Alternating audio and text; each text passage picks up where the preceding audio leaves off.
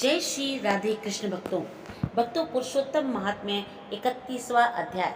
श्री सूत जी कहने लगे कि हे विप्रो, इस प्रकार नारद मुनि पतिव्रता स्त्रियों के धर्म का वर्णन सुनकर कुछ थोड़ा सा और पूछने के लिए बोले। नारद कहने लगे, हे बद्रीपते, आपने सब दानों के उत्तम काशी का संपुट कहा, सो कारण उसके विस्तार पूर्वक मुझसे कहिए। श्री नारायण बोले, हे ब्राह्मण, इस व्रत को पहले से एक बार श्री पार्वती जी ने किया था। उस समय श्री पार्वती जी ने श्री महादेव जी से पूछा, कौन सा उत्तम दान देना चाहिए जिससे मेरा पुरुषोत्तम का व्रत संपूर्ण हो जाए। श्री महादेव जी बोले, कांसे का बर्तन 30 मालपुए भरकर 7 धागे से लपेटकर विधिवत पूजा कर और व्रत संपूर्णता के लिए विद्वान ब्राह्मण को देवे। शक्ति हो तो ऐसे 30 पात्रों को देवे।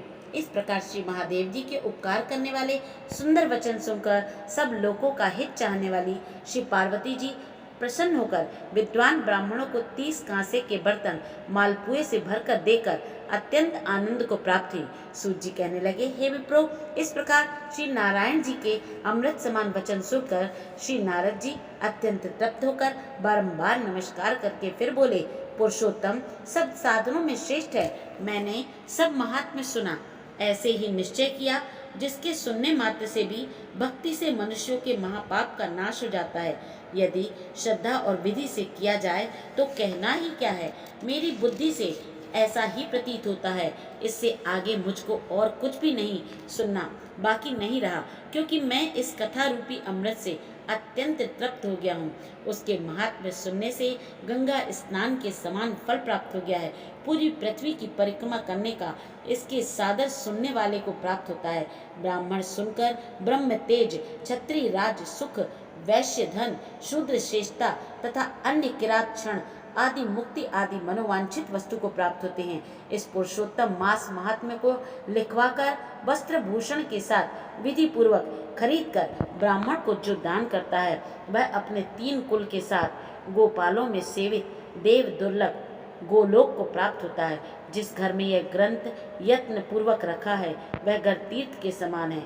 इस प्रकार अत्यंत पुण्यदायक पुरुषोत्तम मास के महात्म्य को सुनकर विस्मित हुए विनय पूर्वक सूत जी से बोले।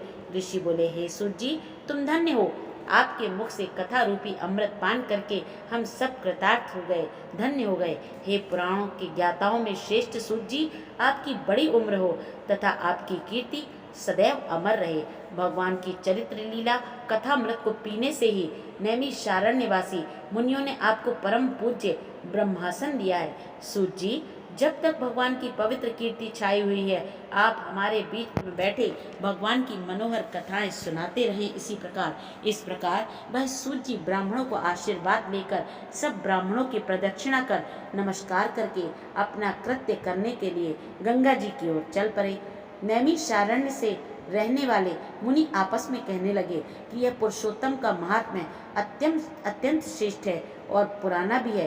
भक्त जनों को मनोवांछित फल देने वाला है और कल्प वृक्ष के समान है। इसलिए सभी को भक्ति भाव पूर्वक पुरुषोत्तम मास का यदि श्रद्धा हो तो व्रत रखना चाहिए, दान करना चाहिए, पुण्य करना चाहिए और सदैव सत्य भाषण कहना चाहिए और सबकी भलाई करनी चाहिए। जय श्री राधे कृष्ण भक्तों।